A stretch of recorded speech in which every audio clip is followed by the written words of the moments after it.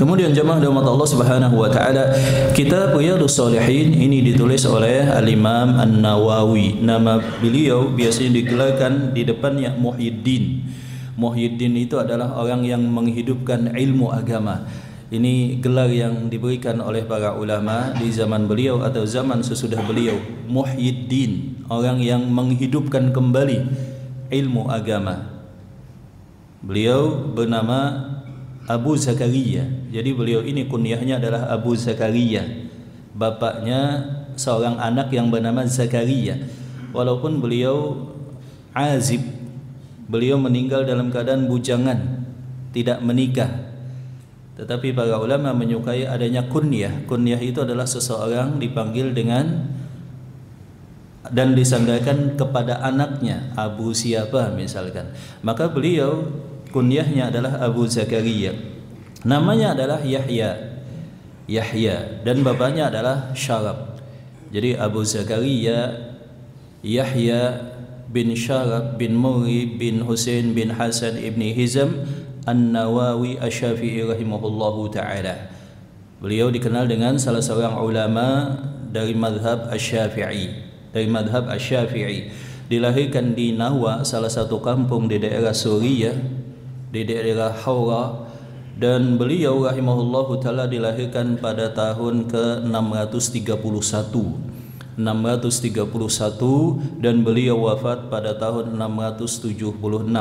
Usia beliau kurang lebih sekitar 45 tahun. Al-Imam An-Nawawi meninggal dalam usia muda, tidak sempat menikah karena saking sibuknya menuntut, menyebarkan ilmu dan juga menulis buku atau menulis kitab. Jadi luar biasa perjalanan hidup beliau, menggambarkan tentang dedikasi, semangat, dan juga luar biasa beliau fokus kepada ilmu, kepada amal soleh, dan juga kepada dakwah sampai lupa nikah, Pak. Padahal beliau tahu nikah itu adalah ibadah yang sangat utama, sampai nggak sempat nikah.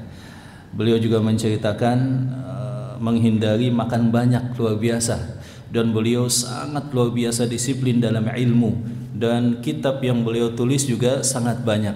Di antaranya adalah kitab Al-Arba'in An-Nawawiyah yang sebagaimana kita ketahui tadi. Kemudian kitab yang saat ini kita pegang, kitab Riyadhus Shalihin. Kemudian juga kitab yang lain, contohnya misalkan Raudatul Talibin. Kitab yang lain contohnya adalah Al-Adhkar, tentang adab bagi penghafal Al-Quran. Kitab yang lain contohnya adalah Al-Minhaj, Syarah Sahih Muslim.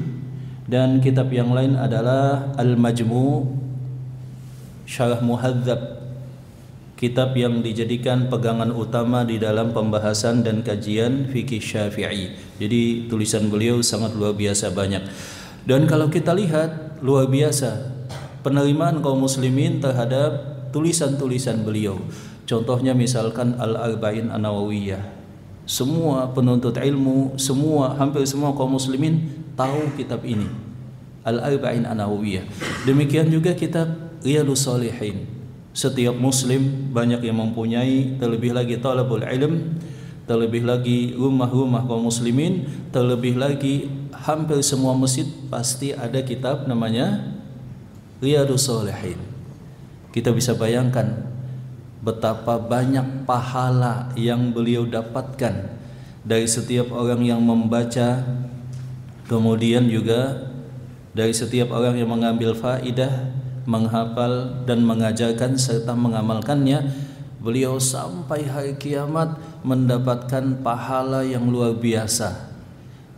Kalau kita berbicara biasanya tentang passive income, tetapi para ulama, subhanallah, mereka mendapatkan pasif dan masif pahala walaupun mereka telah wafat. Dan itulah kehidupan yang sangat diberkahi oleh Allah Subhanahu wa taala.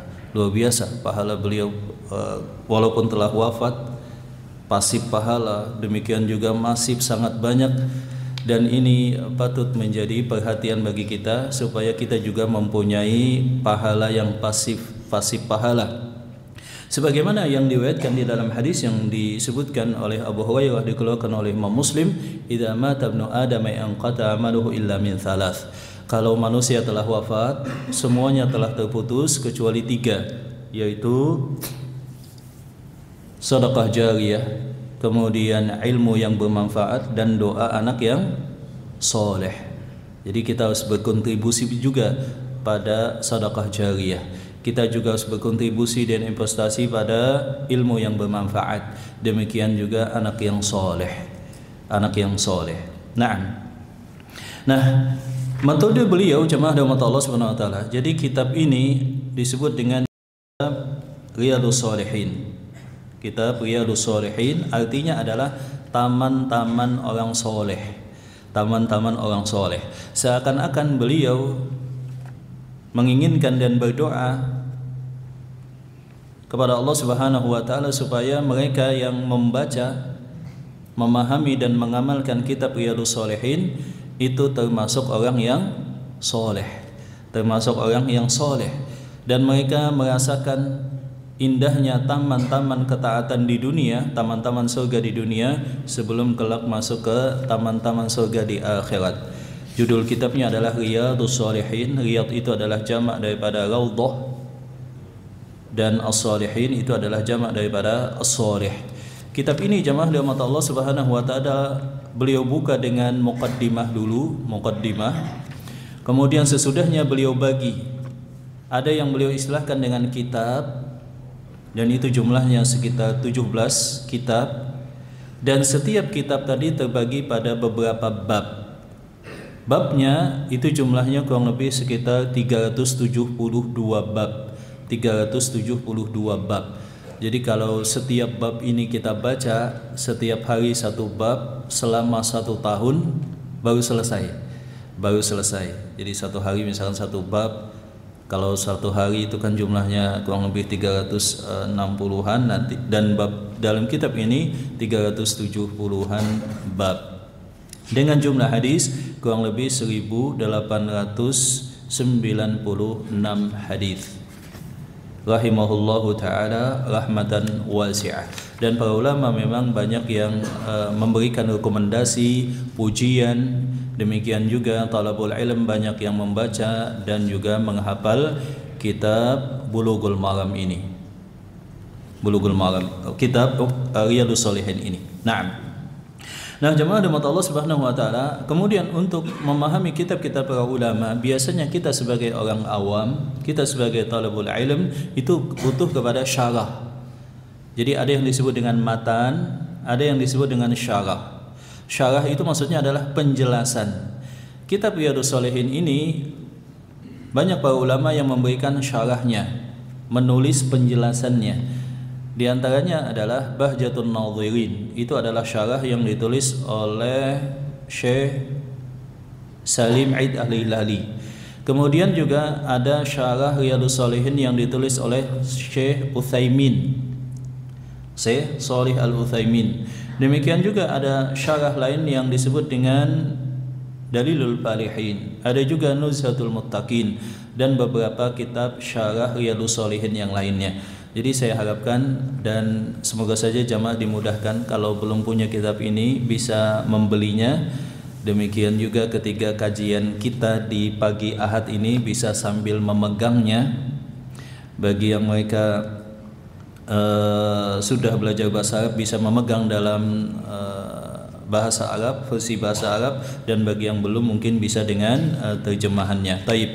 Kita mulai dengan muqaddimatul muallif. Qala al-muallifu rahimahullahu taala. Berkata penulis kitab ini yakni Muhyiddin Yahya bin Syarab Abu Zakaria An-Nawawi Asy-Syafi'i rahimahullahu taala. Kita bacakan muqaddimah atau pendahuluannya.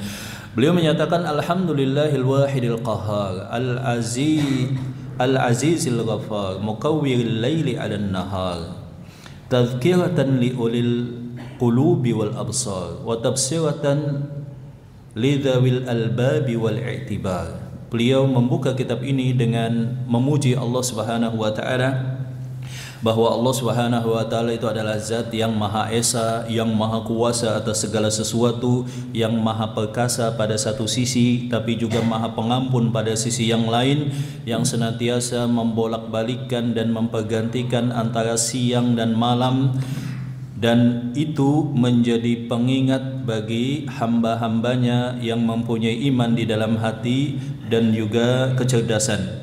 Wa tafsiratan lidzil albabi wal i'tibar, dan demikian juga sebagai panduan bagi mereka yang mempunyai fikiran dan juga dia senantiasa merenung kehidupannya.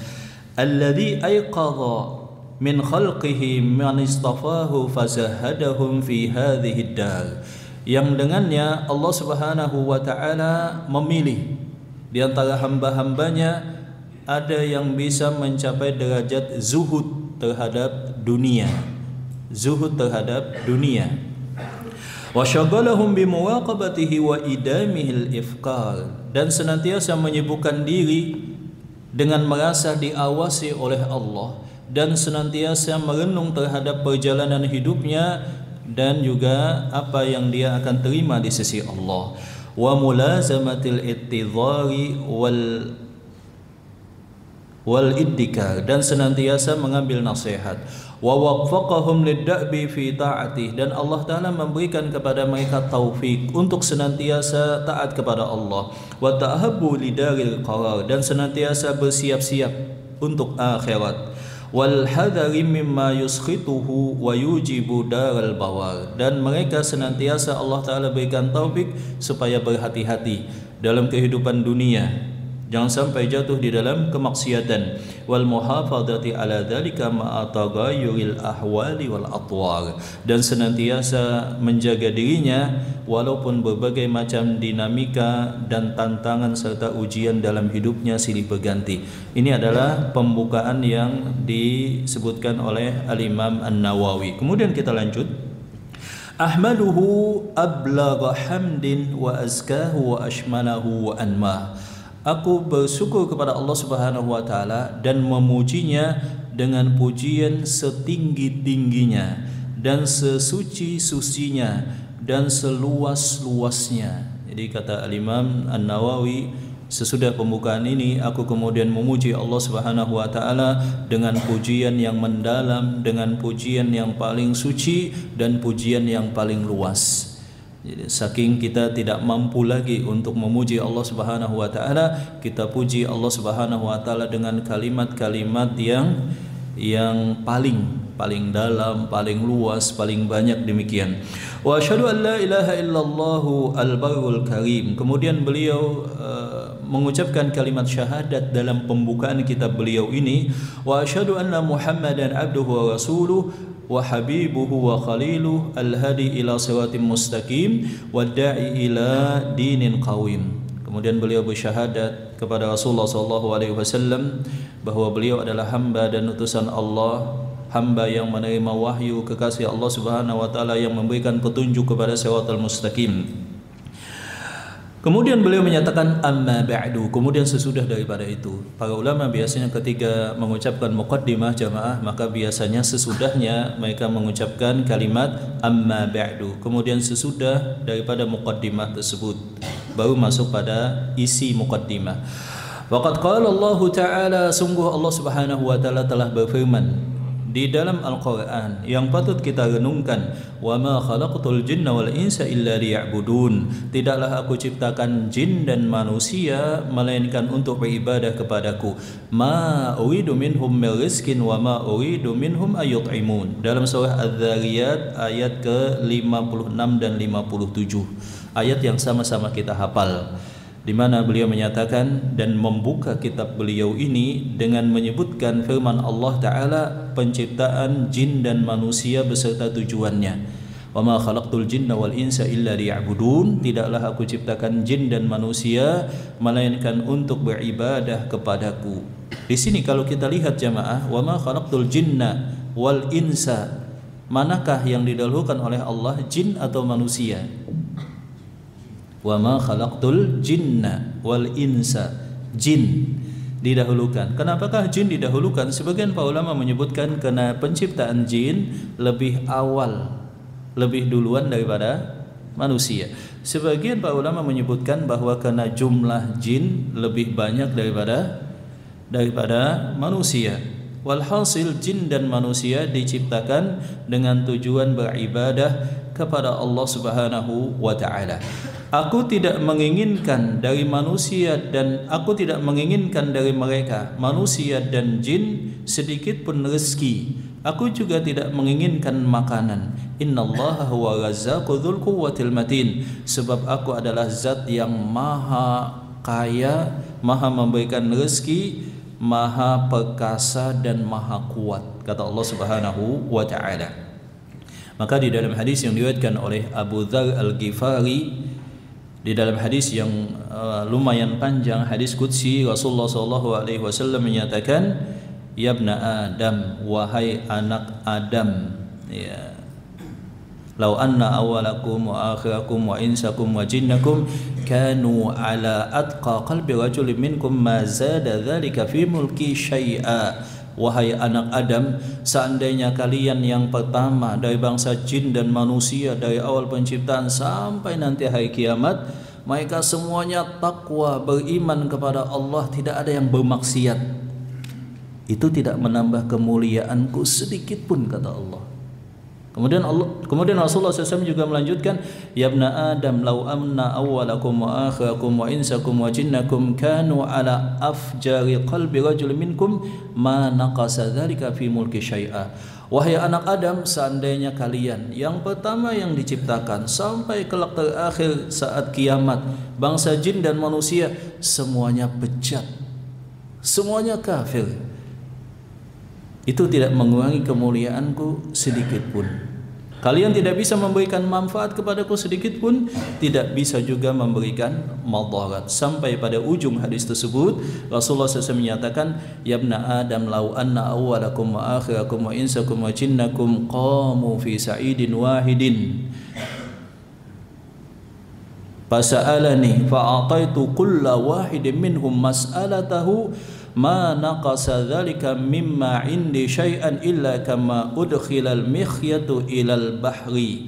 Wahai anak Adam, seandainya kalian yang pertama sampai yang terakhir baik dari kalangan jin dan manusia pada satu waktu dan saat yang sama, berdiri di tanah lapang yang sama yang sangat luas, setiap kalian mempunyai permintaan yang berbeda-beda, kemudian aku berikan setiap permintaan yang berbeda-beda tadi, tidaklah demikian mengurangi rahmat dan perbendaharaan kekayaanku, kecuali seperti jarum dimasukkan ke lautan, diangkat satu tetes kecil di ujung jarum, itulah rezeki yang aku bagikan kepada kalian semuanya di dunia dari awal sampai kiamat, baik jin atau manusia. Subhanallah.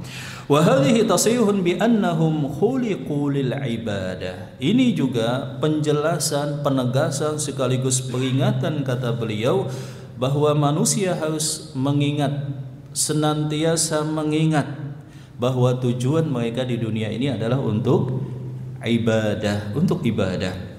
Dan karena tujuan kita telah dicanangkan Allah Ta'ala untuk ibadah, maka makin banyak ibadah kita, makin tenang hati kita. Makin sedikit ibadah kita, makin galau hati kita. Kenapakah? Rahasianya adalah karena memang kita diciptakan untuk beribadah kepada Allah Subhanahu wa taala. Fa haqa 'alaihimul i'tina'u bima khuliqu lahu wal i'radu an hududid dunya bizzahadah. Maka sangat penting bagi mereka yang telah mengetahui hakikat dunia dan hakikat tujuan penciptaan mereka di dunia, untuk senantiasa fokus terhadap ibadah dan berpaling terhadap berbagai macam hal yang memalingkan mereka daripada zuhud dan ibadah kepada Allah Subhanahu wa taala. Walaupun memang pada kenyataannya kita hidup di dunia, kita beraktivitas dunia, kita menjadikan dunia sebagai jembatan. Ad-dunya mazra'atul akhirah, dunia tempat bercocok tanam. Dunia sebagai jembatan, dunia sebagai wasilah, bukan tujuan. Bukan tujuan. Ini penting kata beliau. Fa innaha darun nafadin la mahalla ikhladin. Sebab satu hal yang pasti wajib diingat oleh setiap mukmin dan mukminah, bahwa dunia ini adalah fana, tidak kekal sama sekali. Tidak kekal sama sekali. Subhanallah, kalau kita renungkan, memang dunia ini tidak berada pada satu bentuk, senantiasa berubah. Senantiasa berubah. Kemudian perjalanannya juga begitu cepat. Banyak kejadian yang memalingkan daripada akhirat. Kemudian banyak manusia yang lalai di dalamnya. Kemudian dunia pada satu saat yang Allah Ta'ala takdirkan akan Allah Subhanahu wa Ta'ala musnahkan. Wa murakkabu uburin la manzila haburin. Dunia ini, kata Imam Nawawi, kalau kita ibaratkan itu sebagai jembatan. Jadi kayak jembatan, jemaah. Bukan sebagai hunian, bukan sebagai hunian. Jadi beliau menyebutkan ini adalah markabu uburin. Ini adalah jembatan untuk nyebrang, bukan sebagai tempat hunian yang kita merasa tenang di dalamnya. Makanya di dalam hadis Rasulullah SAW itu kan ada dua deskripsi sebagai contoh. Yang pertama adalah kun fid dunya ka'annaka gharibun. Hiduplah di dunia seperti orang asing. Kita mukimnya di Balikpapan, kemudian kita safar ke satu tempat yang asing. Kita pasti ingat tujuan kita. Kemudian kita pasti merasa nggak betah. Plus kita pasti ingin pulang. Ya. Bapak kita berasal daripada surga, Adam. Katakanlah itu sebagai kampung halaman kita. Kita ingin pulang ke sana. Jemaah rahmat Allah Subhanahu wa taala, sehingga kita harusnya kalau ingat tidak betah di dunia. Kita ini sebagai gharibun, orang yang asing, singgah sebentar di dunia. Kun fid dunya ka'annaka gharibun, au kata Rasulullah SAW, atau yang kedua, kalau kalian tidak bisa merasa sebagai orang asing, abiru sabilin, orang yang singgah. Ya, contohnya misalkan kita ke Jakarta, naik kapal laut, singgah dulu di Surabaya, singgah sebentar saja, sebab tujuan kita di Jakarta.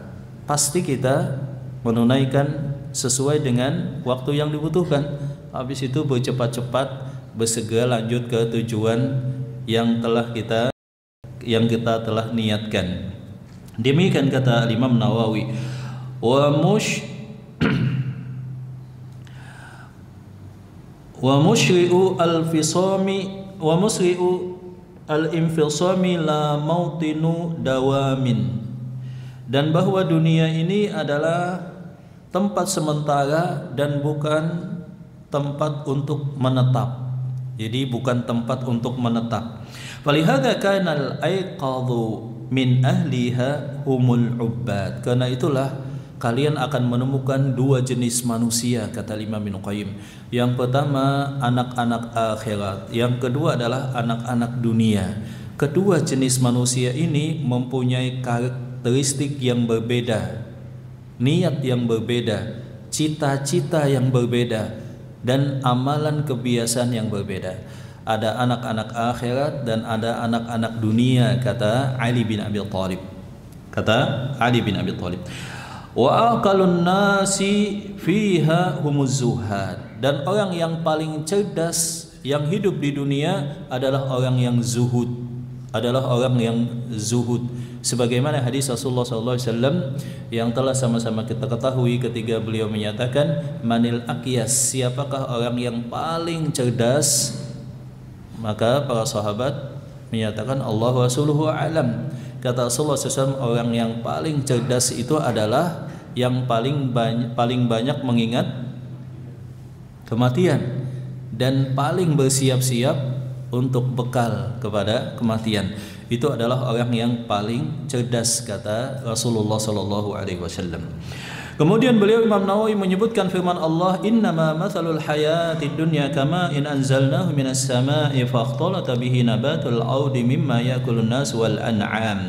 Sesungguhnya di antara perumpamaan dunia adalah bagaikan air hujan yang Allah Ta'ala turunkan daripada langit, kemudian yang demikian menimpa rumputan dan tumbuhan tanaman di dunia, yang itu kemudian dimakan oleh manusia dan hewan ternak, hatta idza akhadhatil ardu zukhufuha wa zayyanat wa dhanna ahluha annahum qadiruna 'alaiha ataha amruna lailan aw naharan faja'alnahu hasidan ka'an lam taghna bil ams. Sampai ketika dunia menjadi indah setelah turunnya hujan menjadi hijau, kemudian Allah Subhanahu wa taala jadikan musibah seperti tidak ada sebelumnya. Ka'allam tagna bil ams kadzalika nufassilul ayati liqaumin yatafakkarun. Kemudian beliau menyebutkan sebuah syair. Imam Nawawi kemudian menyebutkan sebuah syair, innalillahi ibadan futana. Sesungguhnya Allah Ta'ala mempunyai hamba-hamba pilihan yang sangat cerdas. Talaqud dunya wa khafu al-fitana. Mereka telah mentalak dunia karena saking takutnya terhadap fitnah. Jadi dunia itu ditalak, kata Al-Imam Nawawi. Ada sebagian hamba-hamba pilihan yang mana mereka telah mentalak dunia dengan talak 3. Jadi mereka ucapkan, kemudian mereka niatkan, wahai dunia, engkau telah saya talak 3. Tapi memang di sini tidak boleh salah paham jamaah. Zuhud terhadap dunia, mentalak dunia bukan berarti menunjukkan kelemahan. Bukan bermakna pesimis, bukan berarti malas-malasan. Sebab memang banyak ketaatan yang itu bisa kita lakukan dengan dunia. Dunia tadi sebagai wasilah. Maka para ulama yang dikatakan zuhud, contohnya misalkan Al-Imam Abu Hanifah, beliau adalah seorang saudagar yang sangat kaya. Tapi satu sisi uniknya, beliau sangat zuhud terhadap dunia. Contohnya misalkan Al-Imam Ibnul Mubarak, ahli hadis yang sangat zuhud. Beliau orang yang sangat kaya di Baghdad saat itu. Dan satu sisi beliau disebut orang yang paling zuhud terhadap dunia, telah mentalak dunia.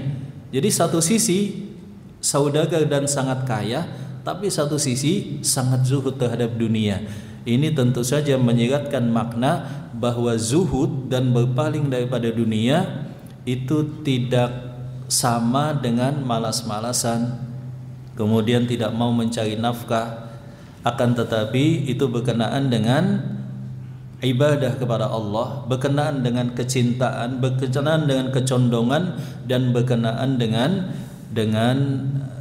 perasaan hati jemaah rahmat Allah Subhanahu wa taala. Dunia ada di tangan tapi tidak di dalam hati. Ini memang kata-katanya yang disebutkan oleh para ulama, kesannya mudah tapi pada prakteknya memang sangat sulit. Dunia di tangan tapi tidak masuk ke hati. Biasanya kalau sudah di tangan otomatis masuk ke hati gitu. Sangat sulit biasanya. Nah, Allah Subhanahu wa taala mempunyai ibadah futana, talaqud dunya wa khafu fitana. Mereka telah mentalak 3 dunia. Tidak ada tempat untuk dunia dalam hatinya untuk dicintai. Dunia hanya dimiliki, tetapi bukan untuk dicintai, apalagi memalingkan daripada akhirat. Nadharu fiha falamma alimu. Mereka merenungkan keadaan dunia. Mereka renungkan fitnah yang ada di dunia, kemudian berbagai macam hal yang melalaikan dari urusan-urusan dunia. Mereka kemudian betul-betul mengambil kesimpulan, alimu, tahu akan hakikat, annaha laysat li hayyin watana, bahwa dunia ini bukan tempat untuk dihuni selamanya. Dunia hanyalah tempat untuk singgah sementara. Ja'aluha lujjatan wattakhadhu. Mereka menjadikan dunia ini sebagai wasilah, sebagai jembatan. Wattakhadhu, dan mereka jadikan dunia ini salihal a'mali fiha sufuna. Mereka jadikan dunia ini sebagai tempat untuk memperbanyak bekal. Memperbanyak bekal. Bekal amal soleh maksudnya. Dan mereka jadikan dunia ini tempat untuk memperbanyak amal soleh. Amal soleh tadi dijadikan sufuna, sebagai perahu, sebagai kapal untuk berlayar ke negeri akhirat. Al-Imam Ibnu Qayyim misalkan membuat satu perumpamaan bahwa yang kita butuhkan daripada dunia ini adalah bekal, dan bekal tersebut kita ambil daripada dunia. Kita ambil daripada dunia. Adapun harta dunia itu tergantung penggunaan. Sebagai wasilah bisa dijadikan bekal untuk akhirat, tetapi kalau tidak demikian maka itu adalah bekal yang memberatkan. Tidakkah kalian membayangkan, kata Imam Ibnu Qayyim, di satu dermaga misalkan, di sana ada kapal yang sedang bersandar sementara waktu untuk menjemput penumpang pada waktu yang telah ditentukan. Atau satu kapal, kata beliau, yang singgah di satu kota, melabuh sauh, singgah sebentar, kemudian memberikan pengumuman, wahai para penumpang, silahkan sementara waktu untuk turun melihat-lihat keadaan kota atau membeli atau ada keperluan yang lainnya, dan kapal itu kembali akan berlayar pada jadwal yang ditentukan. Bagi mereka yang cerdas, oh dia punya alokasi waktu yang terbatas, kapalnya ini akan kembali berangkat, maka dia selesaikan keperluan dia. Habis itu siap-siap naik ke kapal lagi. Tapi bagi mereka yang lupa, lalai dengan dunia, pas turun dari kapal tadi terkesima, kemudian dia sibukkan waktunya, lupa waktu. Atau ada juga yang ingat tapi beli berbagai macam barang kebutuhan yang tidak penting, sehingga naik kapal tadi nggak bisa lagi. Kebanyakan beban, kebanyakan bekal yang dia beli sehingga sulit. Dan itulah perumpamaan manusia dunia dengan akhiratnya, kata Imam Ibnu Qayyim. Fa idza kana haluha ma wasaftu wa haluna wa ma khuliqna lahu ma qaddamtu fa haqqa 'alal mukallifi ay yadhhaba bi nafsihi madhhabal akhyar. Ketika ini telah saya isyaratkan bahwa tujuan kita untuk akhirat, kata beliau, bahwa dunia adalah jembatan, bahwa dunia adalah tempat untuk menanam, bahwa dunia adalah tempat untuk mengumpulkan bekal, maka pantaslah bagi orang yang mempunyai kecerdasan dan akal untuk memilih jalan-jalan keselamatan yang telah dipilih oleh orang-orang pilihan sebelumnya. Wa yasluku maslaka ulin nuha wal absar, dan dia memilih jalan yang telah dilalui oleh mereka yang telah selamat sebelumnya, yaitu jalannya para nabi, jalannya syuhada, jalannya ulama, dan jalannya salihin.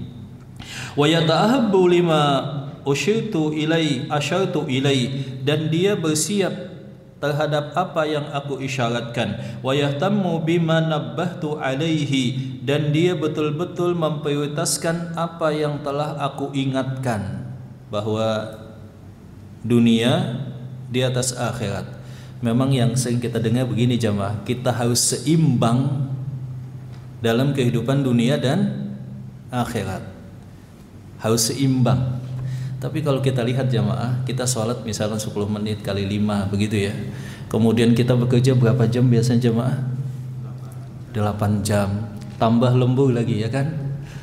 Tambah macam-macam lagi. Nah, itu sebetulnya nggak seimbang juga kalau kita lihat.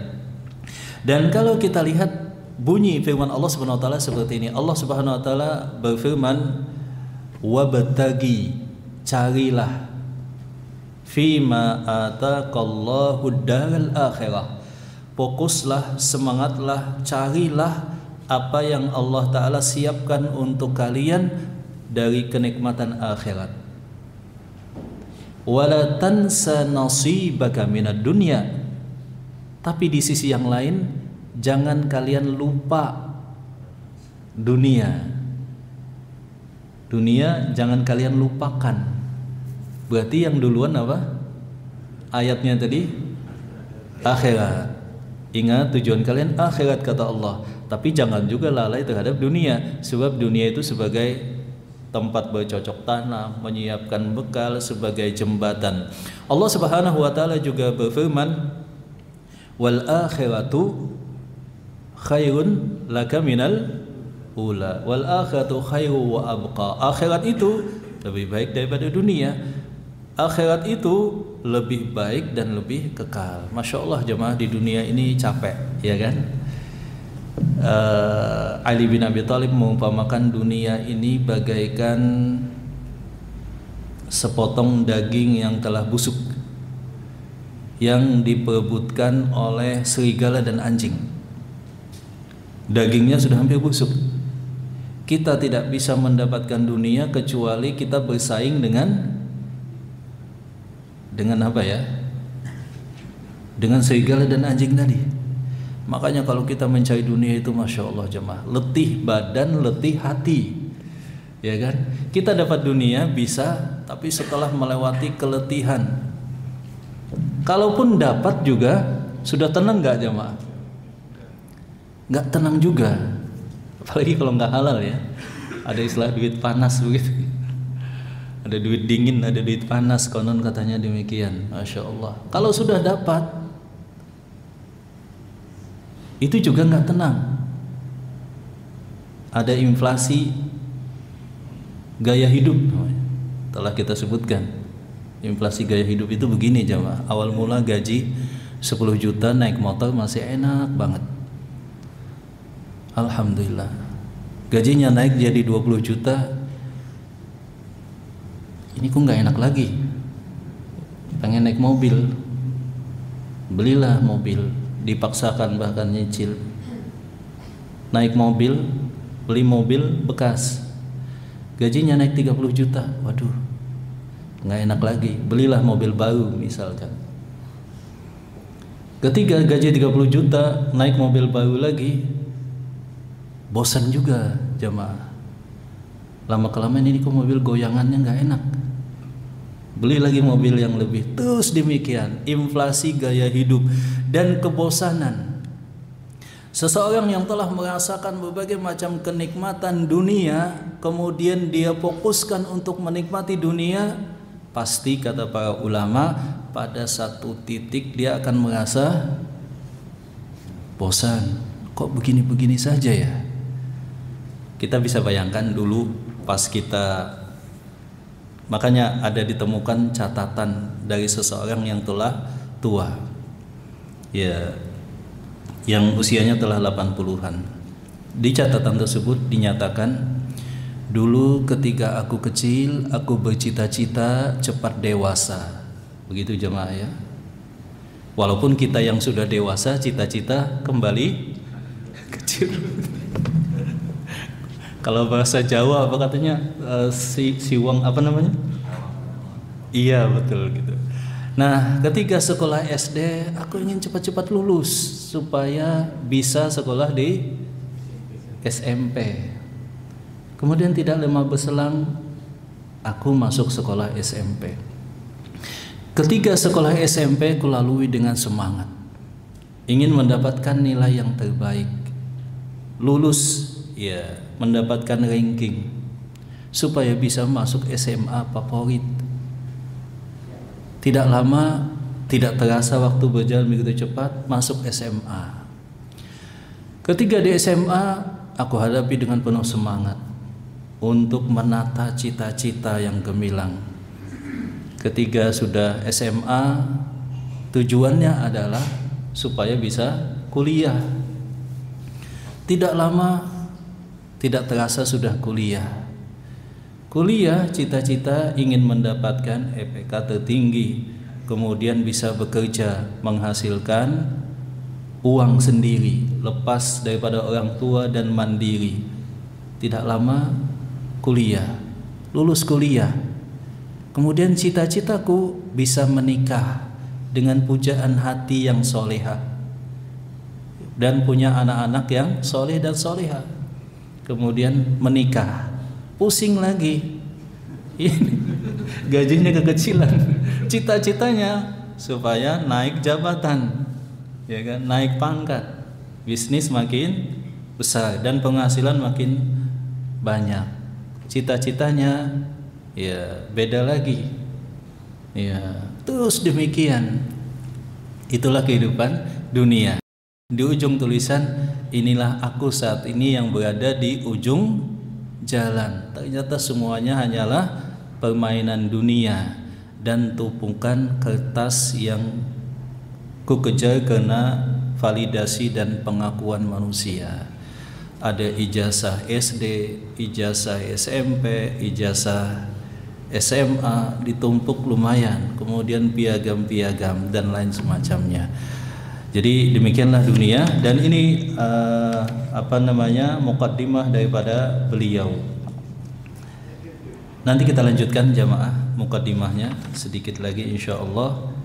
Setelah itu kita akan masuk pada kitab yang pertama, kitab yang sebagian ulama menyebutkan sebagai Al-Muqaddimat, berisi kurang lebih 80-an bab, dan bab yang pertama adalah ikhlas.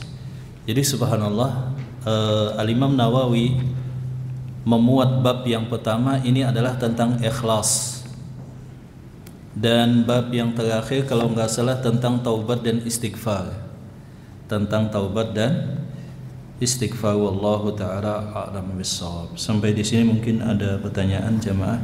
Jadi bagus untuk dimiliki.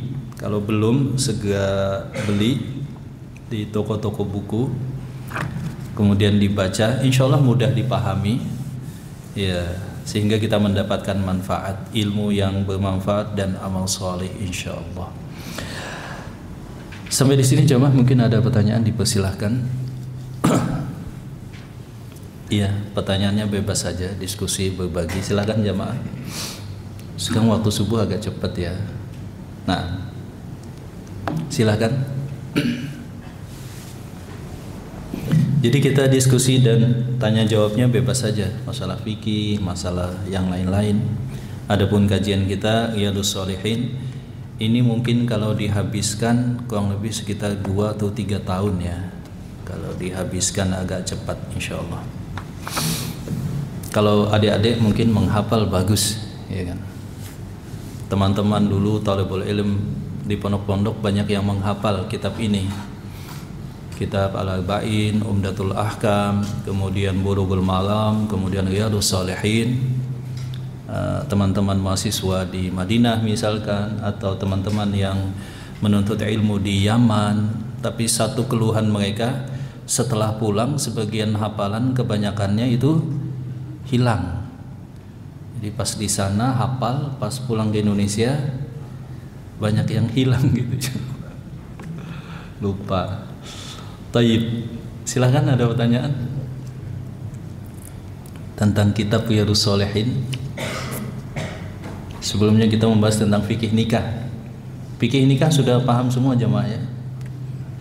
Fikih nikah kemarin, kalau ada yang masih tersisa yang mau ditanyakan bisa juga.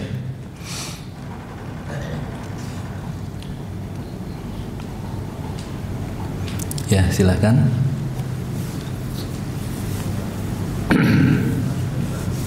Iya.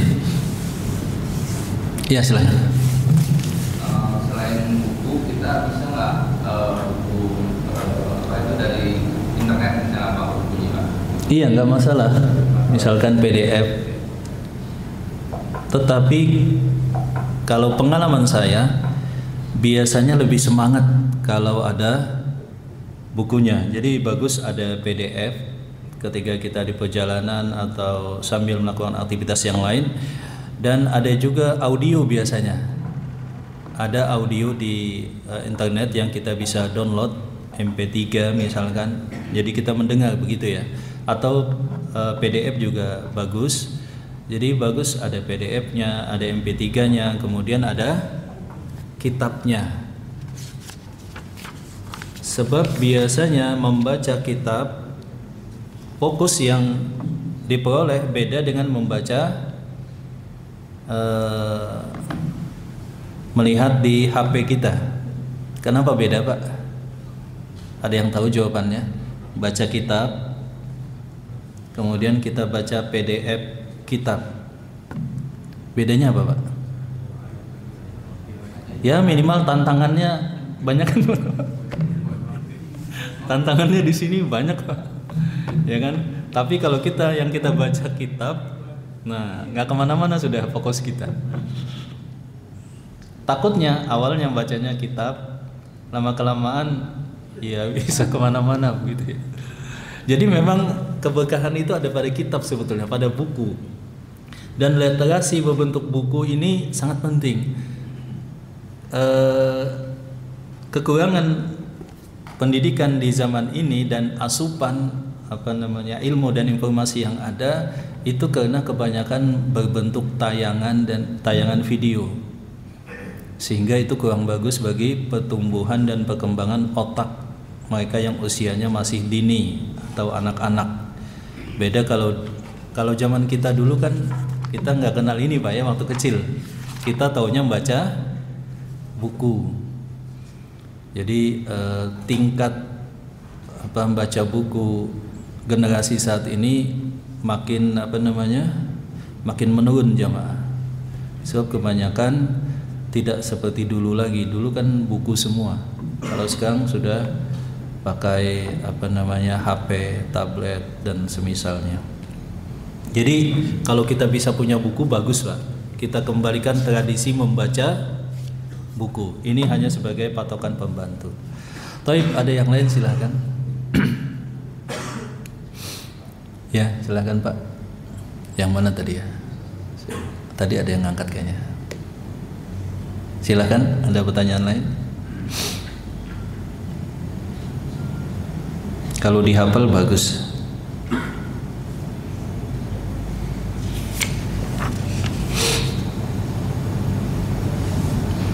Riyadhus Shalihin ini kalau kita lihat memang Masya Allah di masjid-masjid ya kan dibacakan. Dan kita gibtah, kita iri kepada para ulama. Jadi iri dalam kebaikan itu bagus. Sebagaimana sabda Rasulullah SAW, la hasada illa bisnatain, tidak boleh iri terhadap manusia kecuali dua hal. Dua-duanya adalah kebaikan. Ya, hasad pada kebaikan itu boleh. Yang pertama adalah pada hafalan dan ilmu. Yang kedua adalah pada harta. Pada harta yang diinfakkan di jalan Allah Subhanahu wa taala. Dan dibacakan untuk keluarga juga bagus, jemaah. Misalkan sepekan sekali atau selang-seling dibacakan kitab Riyadhus Shalihin, ngumpul anak dan istri dibacakan Riyadhus Shalihin, itu sangat bagus. Sangat bagus. Nah, sebab ilmu itu adalah cahaya. Kalau di rumah kita banyak ibadah yang dilakukan, ada ilmu dan nasihat yang disampaikan, rumah kita itu akan bercahaya. Akan bercahaya yang itu akan masuk dan dirasakan oleh hati-hati yang masih hidup dan sehat. Memang bukan cahaya lampu. Kalau sekarang kan banyak rumah terang benderang lampunya, tapi gelap dari cahaya ilmu dan cahaya iman serta amal soleh. Jadi rumah itu memang harus kita hiasi dengan ibadah sunnah, hiasi dengan ketaatan, hiasi dengan ilmu, maka rumah kita itu akan bercahaya. Seperti itu. Semoga bermanfaat. Barakallahu fikum. Subhanakallahumma rabbana wa bihamdika asyhadu an la ilaha illa anta astaghfiruka wa atubu ilaik. Wa akhiru da'wana alhamdulillahi rabbil alamin. Assalamualaikum warahmatullahi wabarakatuh.